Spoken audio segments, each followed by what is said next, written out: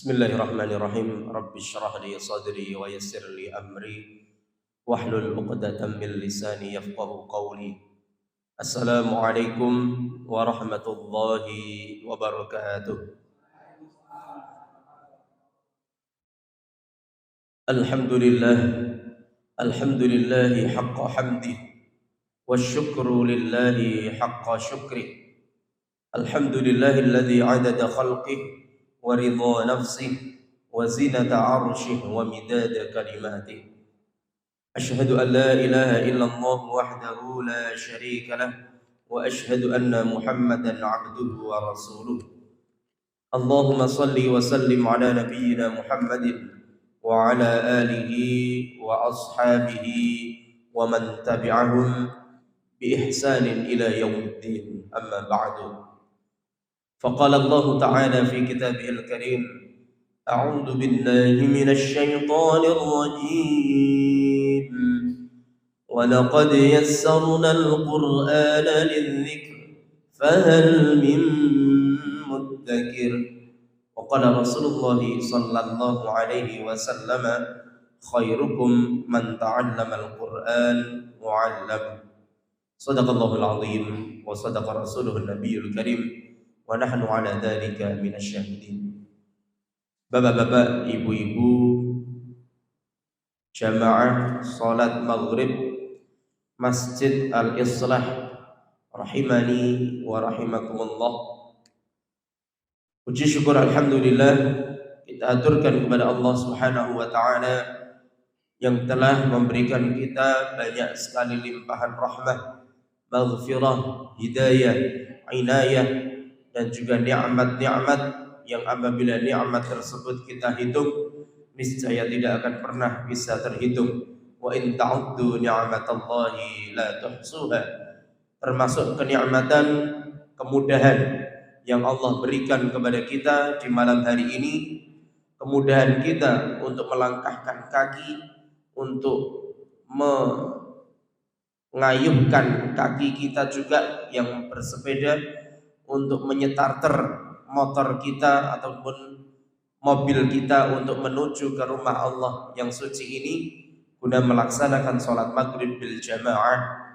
Dan ini tidak semuanya mendapatkan kemudahan seperti itu, apalagi dilanjutkan dengan majelis ilmu yang insya Allah di antara kita ini ketika yang dibahas adalah Al-Quran, maka Allah akan membanggakan nama-nama orang-orang yang mau bertaklim di hadapan para makhluk di sisinya sana.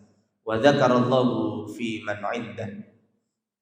Dan juga wa haffathumul malaikah, dikelilingi oleh para malaikat yang jelasnya untuk mendoakan kita semuanya, dan semoga apa yang kita laksanakan pada kali ini mendapatkan keridhaan dan keberkahan dari Allah Subhanahu wa taala. Amin ya rabbal alamin.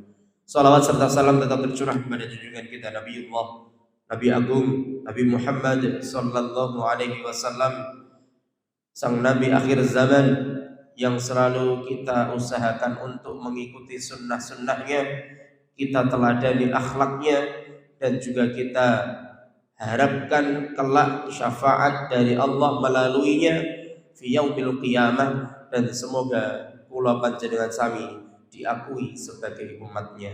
Amin ya rabbal alamin.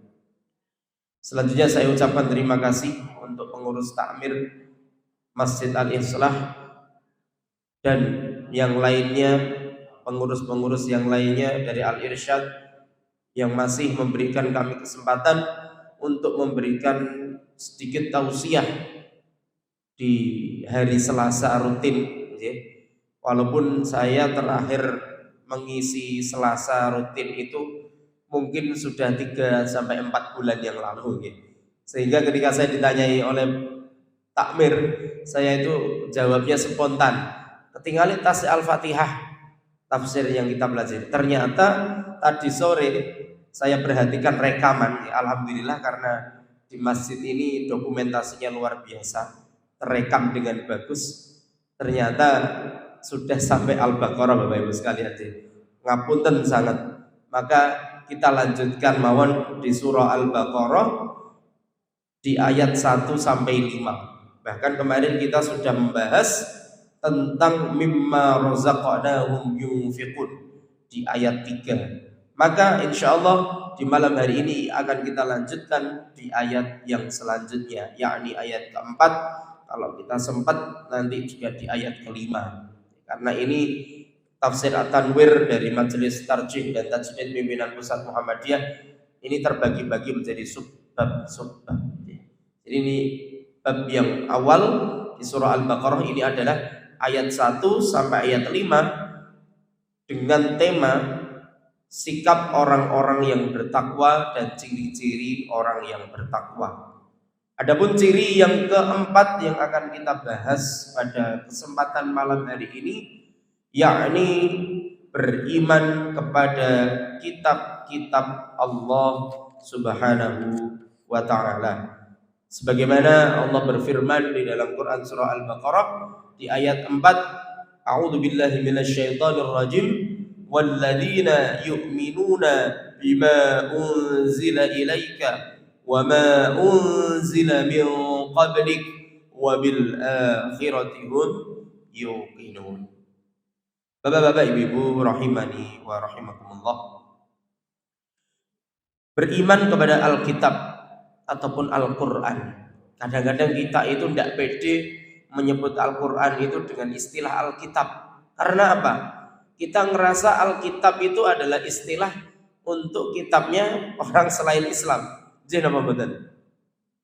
Kadang-kadang kalau ada tersebut Alkitab, pasti identiknya dengan kitabnya orang-orang Kristen ataupun orang-orang Katolik, ya, ataupun orang-orang non-Muslim, sehingga kita tidak pede dengan istilah Alkitab itu sendiri. Padahal Allah menggunakan istilah Al-Quran itu selain dengan nama Al-Quran juga dengan Alkitab.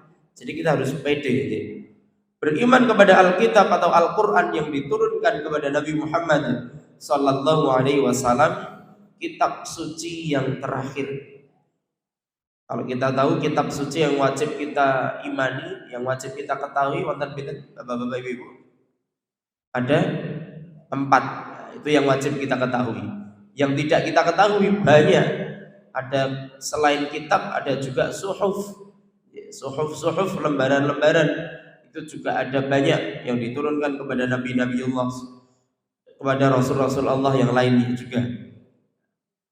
Pada ayat tersebut digunakan kata unzila ataupun diturunkan. Unzila yunzalu. Kalau kita pernah belajar bahasa Arab, ini namanya fi'il majhul, diturunkan. Karena wahyu Alkitab itu diturunkan dari yang maha tinggi, Allah Subhanahu wa ta'ala, pencipta alam semesta. Itu kenapa kok dikatakan unzila, turun, karena memang ini adalah berasal dari Sang Maha Pencipta yang maha tinggi, Al-Ali, yakni Allah Azza wa Jalla, pencipta alam semesta. Di dalam tafsir Al-Maraghi, yang dimaksudkan dengan bima unzila ilaika ialah Al-Quran dan penjelasan-penjelasan dari Nabi Sallallahu Alaihi Wasallam. Jadi tidak hanya Al-Quran mawon. Unzila ilaika di dalam tafsir Al-Maraghi ini tidak hanya dimaknai dari Al-Quran saja, tetapi bahkan kata-kata yang keluar dari mulut Rasulullah Muhammad Sallallahu Alaihi Wasallam ini juga yang termasuk dari bima unzila ilaika. Seperti jumlah rakaat dalam salat dan hukuman kejahatan. Sebab penjelasan dari Nabi Sallallahu Alaihi Wasallam adalah wahyu, sekalipun tidak termasuk Al-Quran. Nah, ini dalam tafsir Al-Maraghi jilid 1 halaman 42. Jadi seperti penjelasan-penjelasan bagaimana cara sholat, bagaimana hudud ataupun hukuman-hukuman itu dilaksanakan dengan cara yang sedetail mungkin. Bagaimana cara sholat itu ada di dalam hadis-hadis Rasulullah. Makanya kenapa di dalam tafsir Al-Maraghi yang dimaksudkan itu tidak hanya Al-Quran secara real saja, Al-Quran yang 1 sampai 30 itu saja, tetapi juga kata-kata yang keluar dari perkataan Nabi sallallahu alaihi wasallam. Pendapat ini didasarkan dengan firman Allah yang kula panjenengan sami mungkin sudah hafal semuanya di Quran surah An-Najm. A'udzu billahi minasy syaithanir rajim. Wa ma yantiqu 'anil hawa in huwa illa wahyun yuha. Dan ia tidak berkata menurut keinginan hawa nafsunya. Perkataannya tiada lain hanyalah wahyu yang diwahyukan kepadanya. Quran surah An-Najm ayat 3 sampai 4. Nah, ini menjadi dasar kenapa bima unzila ilaika ini tidak hanya dimaknai Al-Quran semata, tetapi juga perkataan dari Nabi sallallahu alaihi wasallam. Pendapat lainnya lagi, ini juga berdasarkan firman-Nya pada ayat yang lain. Di dalam Quran surah An-Nahl ayat 44. A'udzu billahi minasyaitonir rajim. Wa anzalna ilaika adh-dhikra litubayyana lin-nasi ma nuzzila ilaihim wa la'allahum yatafakkarun.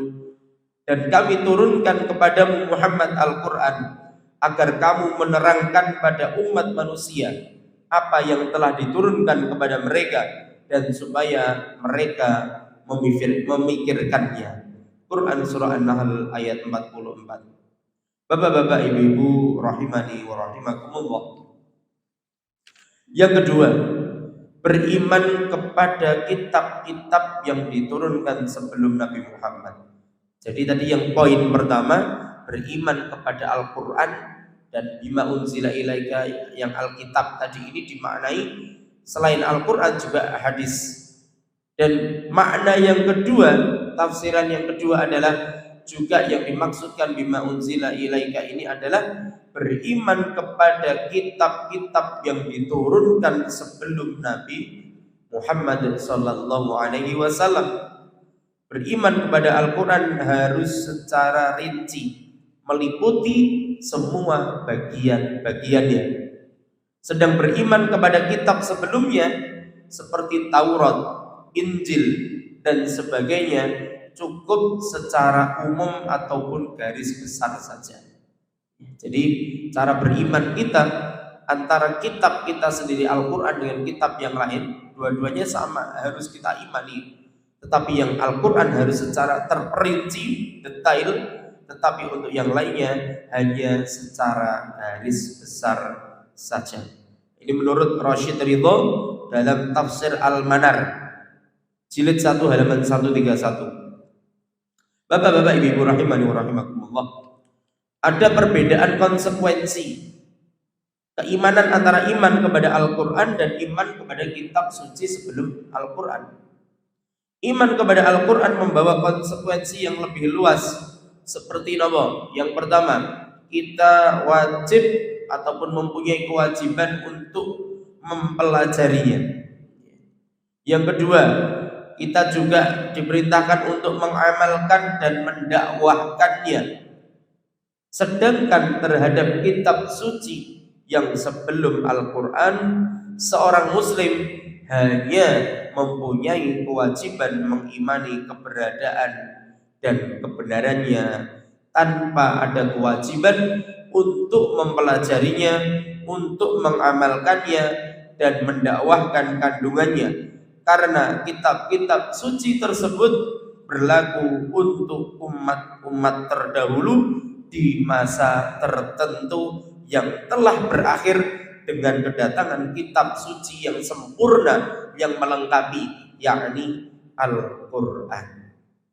Jadi kita hanya berkewajiban mengimaninya, membenarkannya, dan itu hanya berlaku di zamannya saja. Tidak berlaku di zaman yang sudah sekarang ada Al-Quranul Karim.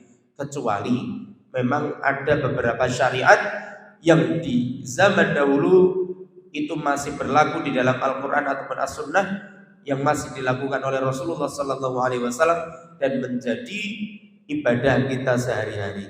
Hanya aja seperti khitan, seperti nama malih, puasa di bulan Muharram, Jadi Asyura itu syariat dari zaman-zaman terdahulu. Ada juga puasa Daud dan lain sebagainya. Ibadah-ibadah yang memang masih dilanjutkan oleh Rasulullah SAW, dan itu juga harus kita laksanakan karena ada di dalam Al-Quran ataupun As-Sunnah yang telah dijelaskan oleh Rasulullah SAW. Jadi seperti Bapak Ibu sekalian, dalam memahami ayat kita mempercayai, mengimani, yu'minuna bima unzila ilaika wa ma unzila min qablika. Jadi kita diperintahkan oleh Allah untuk beriman kepada kitab Al-Quran yang telah diturunkan dan kitab-kitab yang telah diturunkan sebelum Al-Quran. Bima unzila ilaika wa ma unzila min qablika wa bil akhirati hum yuqinun, dan ditutup wa bil akhirati hum yuqinun. Apa itu? Yakni mereka yakin akan adanya kehidupan akhirat. Ini yang kelima pembahasannya adalah yakin akan adanya hari akhir. Kalau tak unjuk rumian.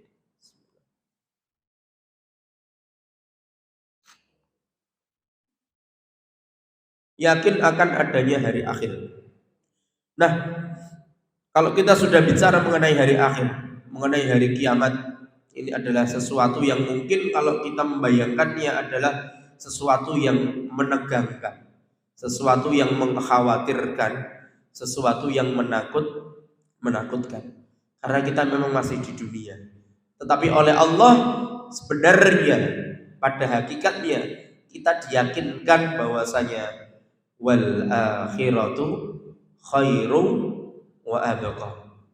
Ada lagi satu ayat lagi dalam surat Duha, walal akhiratu khairul laka minal ula. Dua-duanya mengatakan khairun. Namanya khairun itu berarti lebih baik. Tapi kenapa manusia ataupun kita sebagian besar ini malah menganggap akhirat itu sesuatu yang menakutkan? Karena mungkin bekal-bekal yang kita persiapkan belum cukup.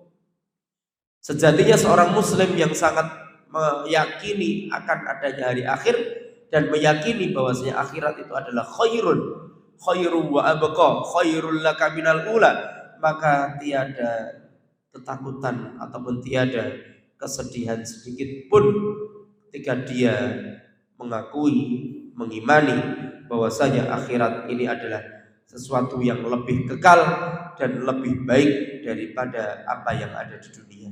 Tapi ini sulit sekali kita menemukan orang-orang yang seperti ini. Bapak-bapak, ibu rahimani wa rahimakumullah.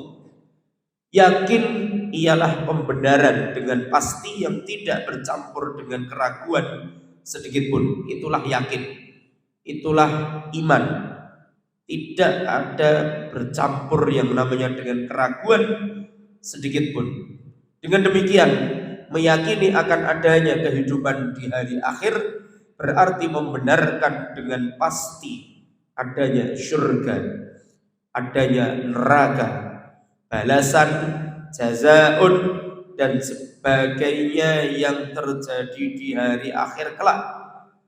Jika seorang masih melakukan pelanggaran terhadap larangan-larangan Allah seperti minum minuman keras, khamr, ataupun berzina, mencuri, korupsi, menipu, dan melakukan kejahatan-kejahatan lainnya, maka imannya dan keyakinannya akan adanya hari akhir hanyalah dianggap khayalan belaka. Dan itu kadang-kadang masih menjangkit di diri kita. Koyok-koyok urip kuwi selamanya. Padahal itu adalah salah satu hal yang menjebak. Berarti ketika kita masih sangat banyak melakukan hal-hal yang bertentangan dengan perintah Allah, secara tidak langsung kita kurang ataupun tidak, bahkan naudzubillah, kurang meyakini adanya hari pembalasan, tidak meyakini adanya jazaun ataupun apa yang menjadi akibat yang dia lakukan di dunia ini. faman ya'mal mithqala dzarratin khairan yarah wa man ya'mal mithqala dzarratin syarran yarahnya ini masih belum terlalu kuat. Barangkali kita masih seperti itu. Sebab tidak ada pengaruhnya sama sekali terhadap jiwa dan perilakunya. Tapi kita masih punya kesempatan selama nafas masih di dalam diri kita. Allah innallaha yaghfirudz dzunuba jami'a. Maka datanglah kepada Allah. Fafirru ilallah. Kembalilah kepada Allah. Karena kita yakin innahu kana tawwaba. Fasabbih bihamdi rabbika wastaghfir innahu kana tawwaba. Allah menunggu kita untuk bertaubat. Allah menunggu kita untuk wasari'u ila maghfiratin mir rabbikum wa jannah. Kita diperintahkan untuk menyegerakan dalam ampunan Allah. Allah sudah menengadahkan ampunan yang sangat luas, tetapi hambanya apakah kita mau atau tidak. Jangan sampai kita merasa bosan untuk memohon ampun, bertaubat kepada Allah. Kadang-kadang kita itu letih, lelah, lesu. Ya Allah, kenapa saya setelah bertaubat masih bermaksiat lagi, bertobat lagi, maksiat lagi. Akhirnya dia lelah bertaubat dan dia tidak mau bertobat lagi. Lah itu yang menjadi masalah. Dan jangan sampai itu terjadi. Janganlah kita putus asa dari rahmat Allah Subhanahu wa taala. Bapak-bapak, ibu-ibu rahimani wa rahimakumullah. Al-Maraghi di dalam tafsirnya menjelaskan bahwa iman dapat dicapai dengan salah satu dari dua jalan. Yang pertama adalah dengan penalaran dan pemikiran terhadap hal-hal yang memerlukan pemikiran, seperti wujud Allah dan risalah Rasul. Yang kedua, melalui berita dari Rasul sallallahu alaihi wasallam atau berita dari para sahabat yang langsung mendengar dari Rasul secara mutawatir yang tidak terdapat keraguan sama sekali. Jadi ada dua dalam menjelaskan bahwasanya iman itu dapat dicapai. Itu yang pertama dengan dalil akli kita, dengan pemikiran kita. Karena Allah menganugerahi kita akal pikiran, kita gunakan akal pikiran sehat kita untuk beriman kepada Allah dan Rasulnya.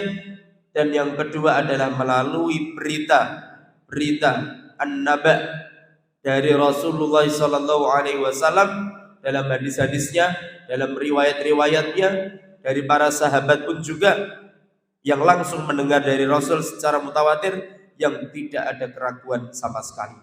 Jadi untuk beriman ada dua hal tadi yang bisa kita lakukan. Pada ayat 5 surah Al-Baqarah ditegaskan juga bahwa orang-orang yang beriman kepada yang gaib, mendirikan sholat, menginfakkan sebagian hartanya, beriman kepada Al-Quran dan kitab-kitab sebelumnya, serta beriman kepada hari akhir adalah orang-orang yang memperoleh hidayah dan keberuntungan, yaitu selamat dari siksaan di akhirat dan masuk surga yang dipersiapkan bagi orang-orang yang beriman. Ulaika ala hudam mir rabbihim wa ulaika humul muflihun.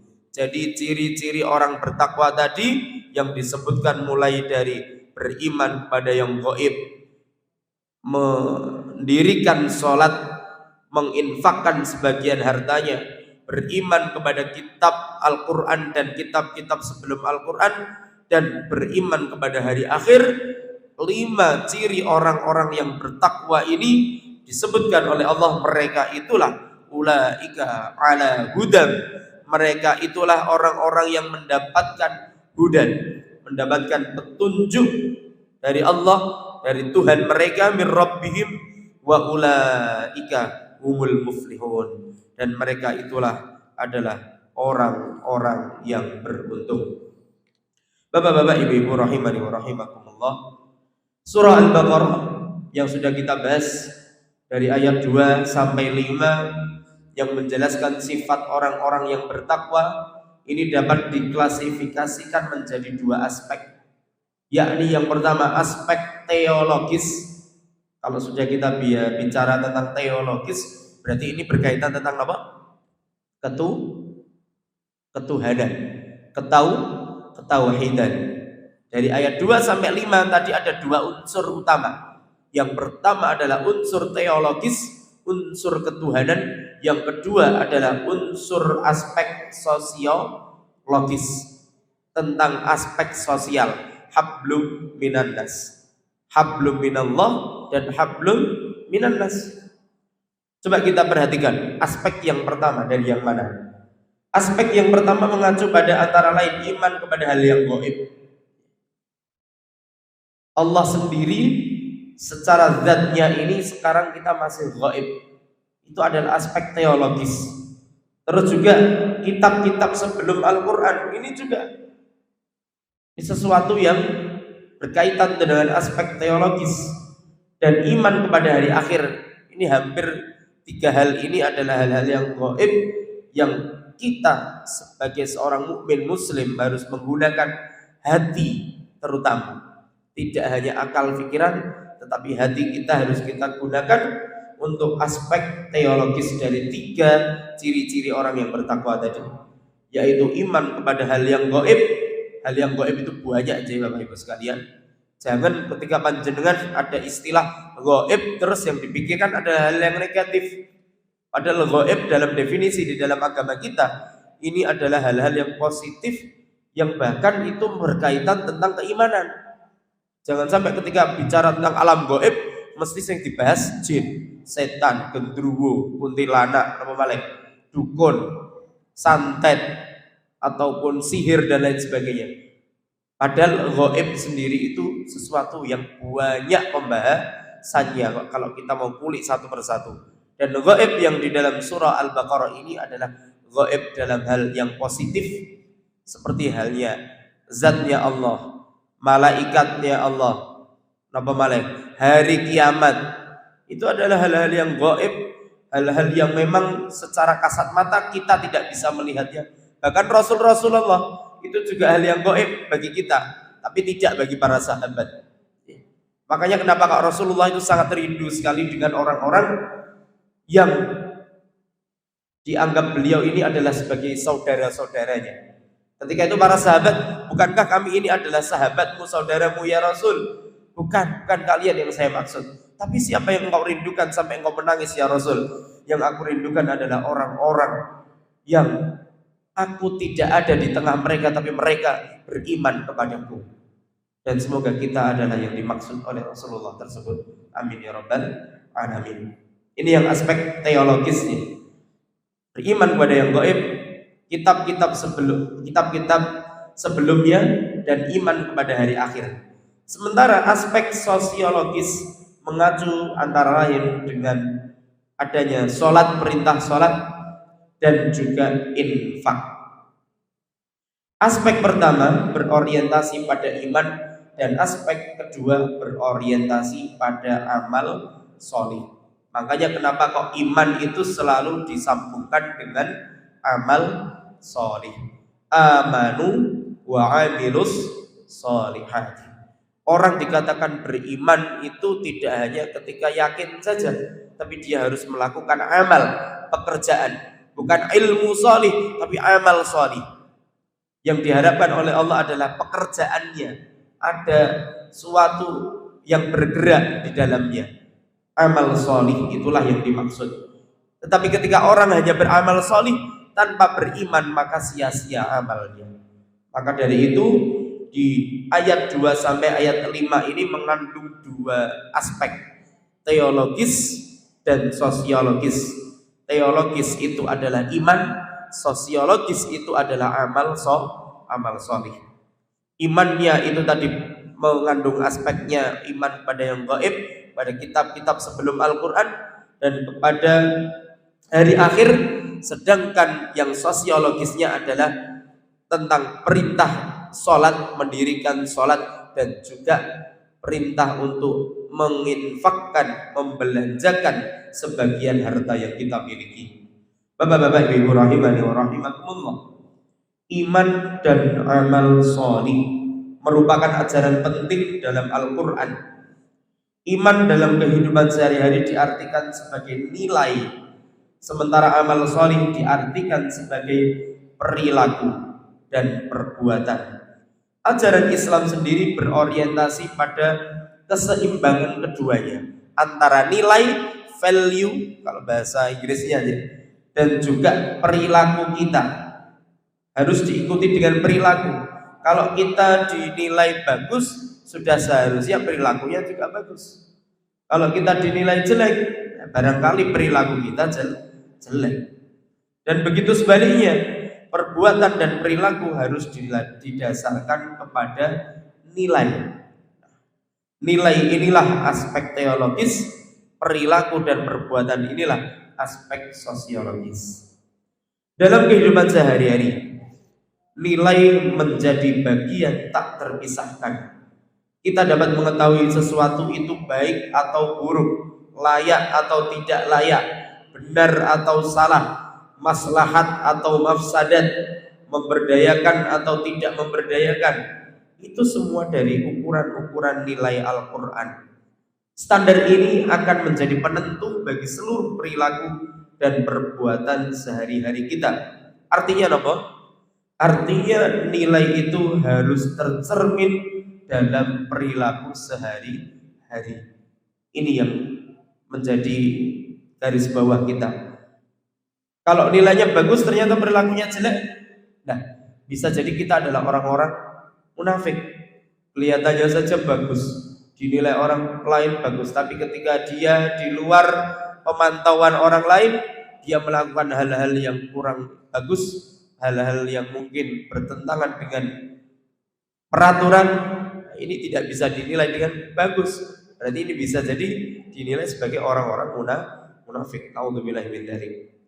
Misalnya, nilai sosiologis infak adalah kepedulian dan pemberdayaan. Maka umat Islam harus mempunyai etos memberdayakan dan memperdulikan sesama manusia, terlebih orang-orang yang lemah. Untuk itu, generasi yang kuat di dalam Quran surah An-Nisa ayat 9 harus disertai dengan etos pemberdayaan. Kita bacakan dulu Quran surah An-Nisa ayat 9. Mungkin yang bawa Al-Quran bisa sambil melihat. Ini, a'udzubillahi minasyaitonirrajim. Wal yakhshal ladzina law taraku min khalfihim dhurriyyatan dhi'afan khafu 'alaihim falyattaqullah wal yaqulu qawlan sadida. Dan hendaklah takut kepada Allah orang-orang yang sekiranya mereka meninggalkan keturunan-keturunan yang lemah di belakang mereka, yang mereka khawatir terhadap kesejahteraannya. Oleh sebab itu, hendaknya mereka bertakwa kepada Allah dan hendaklah mereka berbicara dengan tutur kata yang benar. Jadi kita diminta oleh Allah untuk tidak meninggalkan dzurriyyatan dhi'afa, keturunan-keturunan yang lemah. Lemah dalam segi apa? Dari segi apapun, dari segi aspek secara jasmani maupun rohaninya. Jadi Allah meminta kita meninggalkan dzurriyyatan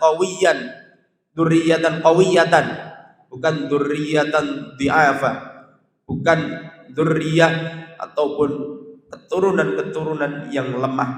Maka dari itu, sebagai seorang muslim, kita harus bisa memberdayakan, harus bisa membuat yang namanya gerakan-gerakan untuk mensejahterakan umat, agar umat ini bukan termasuk generasi yang dhi'afan.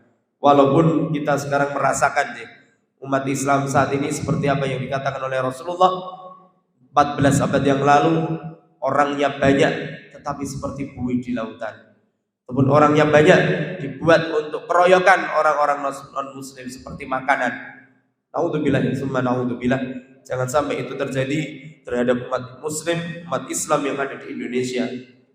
Sehubungan dengan nilai itu, agar aspek sosiologis infak dapat terwujud dalam konteks keseharian, umat Islam harus menyediakan sebuah lembaga pemberdayaan dan memperhatikan nasib orang-orang yang lemah. Hal ini terkait dengan unsur-unsur zakat di Quran surah At-Taubah ayat 60 yang seluruhnya diorientasikan pada pemberdayaan orang-orang yang lemah. Di Quran surah At-Taubah ayat 60. Kita baca sebentar. Ini adalah 8 asnaf yang memang dianjurkan oleh Allah untuk diberikan zakat. Allah menggunakan kata sedekah dalam zakat. Ini mengartikan bahwasanya zakat itu adalah termasuk dari sedekah.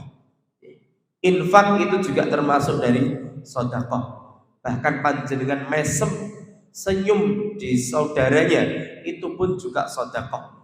Jadi kalau kita mau sedekah itu sangat mudah, tidak harus punya harta untuk bisa bersedekah.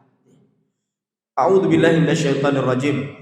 Innamas shadaqatu lil fuqara'i wal masakin wal 'amilina 'alaiha wal mu'allafati qulubuhum wa fir riqab wal gharimina wa fi sabilillah wa ibnis sabil fariidatan minallah wallahu 'alimun hakim.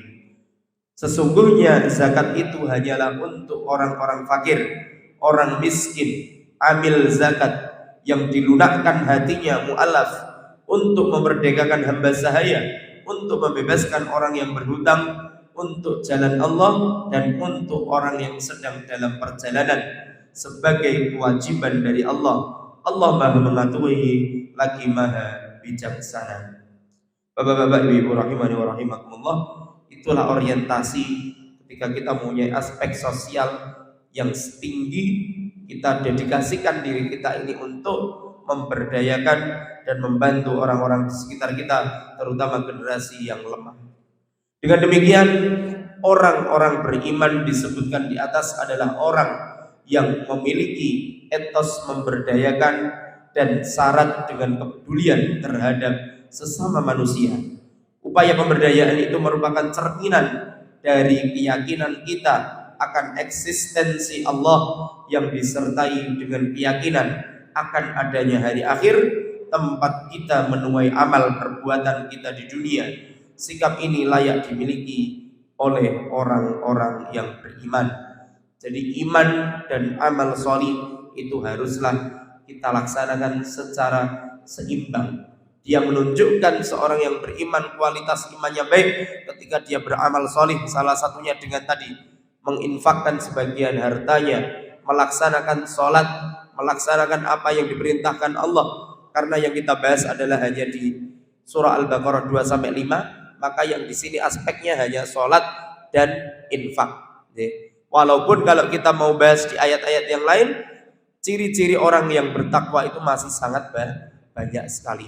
Tapi karena yang kita bahas adalah tafsir di surah Al-Baqarah ayat 1-5 atau 2-5 terutama ini, maka aspek sosiologisnya yakni infak dan juga mendirikan sholat ini juga harus dibarengi dengan aspek teologisnya, aspek imannya, yaitu iman kepada hal yang gaib, iman kepada kitab-kitab Allah dan yang sebelum turun kitab-kitab Allah sebelum Al-Quran, dan juga beriman kepada hari akhir. Jadi inilah dua aspek yang kita pelajari pada kesempatan kali ini, yakni aspek teologis dan sosiologis di dalam Quran surah Al-Baqarah ayat 2-5. Itu mungkin yang dapat kami sampaikan. Masih ada sedikit waktu, mungkin 4 menit 4 atau 3 menit. Ada sesi tanya jawab mungkin mengenai hal-hal yang sudah kami sampaikan di dalam tafsir At-Tanwir ini dari Quran surah Al-Baqarah ayat 2-5. Monggo menawi wonten. Masih ada 3 menit. Ataupun hal yang lain tidak ada masalah. Kalau tidak ada, kita akhiri sambil menunggu azan. Bisa persiapan untuk wudhu terlebih dahulu. Mengatakan yang sakit kula sampaikan dalam kesempatan malam hari ini, semoga yang kami sampaikan di malam hari ini dapat bermanfaat dalam kehidupan kita sehari-hari. Yang benar datangnya dari Allah Subhanahu wa taala, yang salah dari keterbatasan kami sebagai manusia biasa. Akhir kata, billahi taufiq wal hidayah, billahi fi sabilil haqq, fastabiqul khairat. Thumma assalamu alaikum warahmatullahi wabarakatuh.